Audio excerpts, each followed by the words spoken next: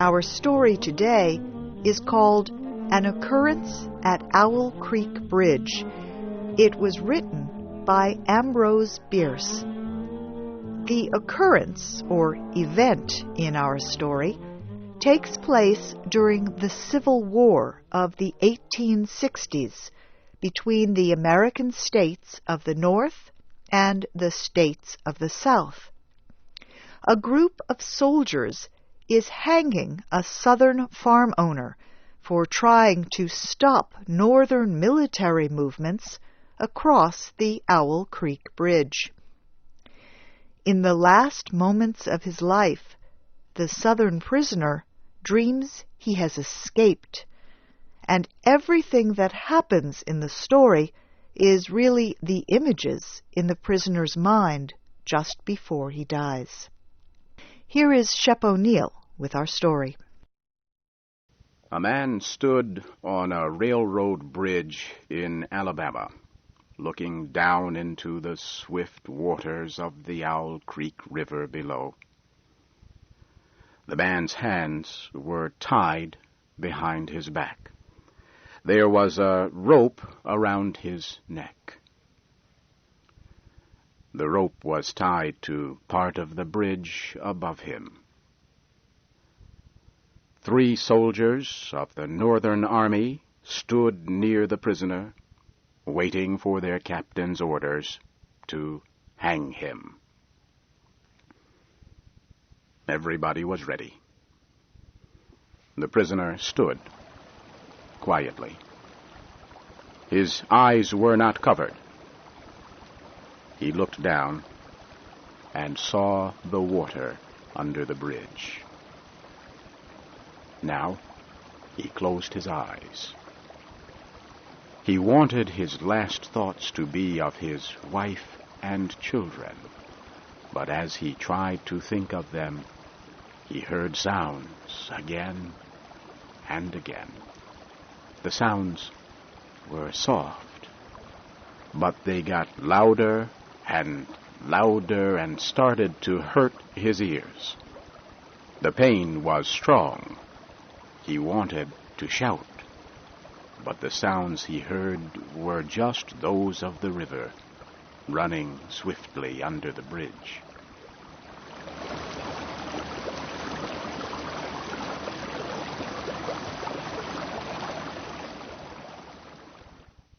The prisoner quickly opened his eyes and looked at the water. If I could only free my hands, he thought. Then I could get the rope off my neck and jump into the river. I could swim under the water and escape the fire of their guns. I could reach the other side of the river and get home through the forest. My house is outside of their military area, and my wife and children are safe there. I would be, too.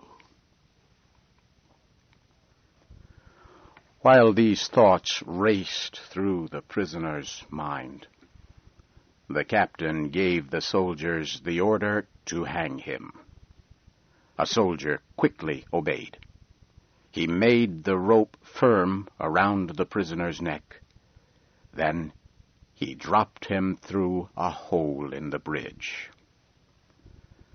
As the prisoner fell, everything seemed black and empty.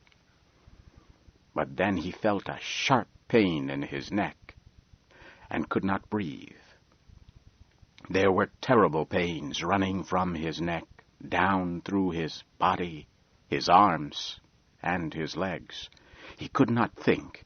He could only feel a feeling of living in a world of pain. Then, suddenly, he heard a noise, something falling into the water. There was a big sound in his ears. Everything around him was cold and dark. Now he could think. He believed the rope had broken, and that he was in the river.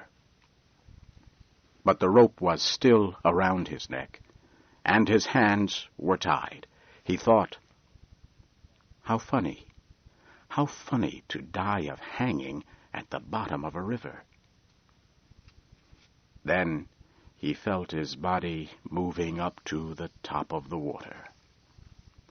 The prisoner did not know what he was doing, but his hands reached the rope on his neck and tore it off.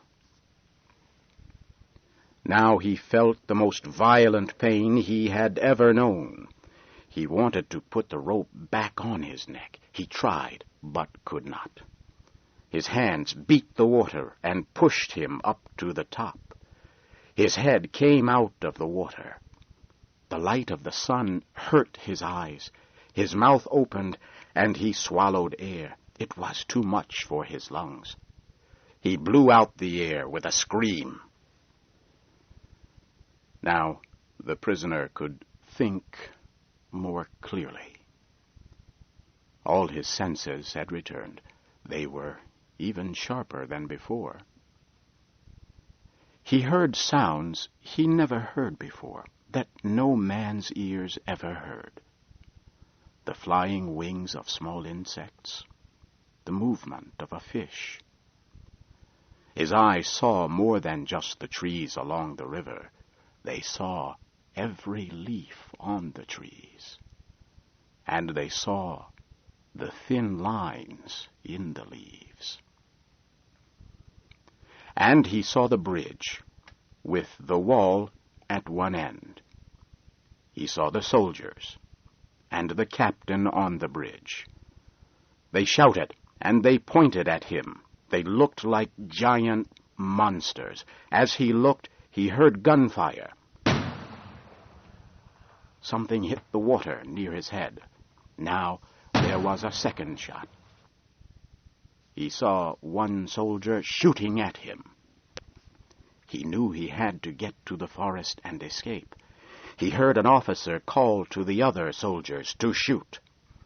The prisoner went down into the river, deep, as far as he could. The water made a great noise in his ears, but he heard the shots. As he came up to the top again, he saw the bullets hit the water. Some of them touched his face and hands. One even fell into the top of his shirt. He felt the heat of the bullet on his back.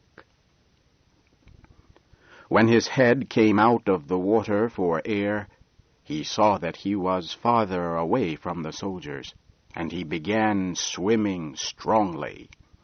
As he swam, the soldiers fired their rifles. Then they fired their cannon at him. But nothing hit him. Then, suddenly, he could not swim. He was caught in a whirlpool which kept turning him around and around. This was the end, he thought. Then, just as suddenly as it had caught him, the whirlpool lifted him and threw him out of the river. He was on land. He kissed the ground. He looked around him. There was a pink light in the air. The wind seemed to make music as it blew through the trees. He wanted to stay there. But the cannon fired again, and he heard the bullets above his head. He got up and ran into the forest. At last, he found a road toward his house. It was a wide, straight road. Yet it looked like a road that never had any travelers on it. No farms, no houses on its sides, only tall, black trees. In the tall, black trees the prisoner heard strange voices. Some of them spoke in words that he could not understand. His neck began to hurt. When he touched it, it felt very large. His eyes hurt so much that he could not close them. His feet moved, but he could not feel the road. As he walked, he was in a kind of sleep, now half awake, half asleep. He found himself at the door of his house.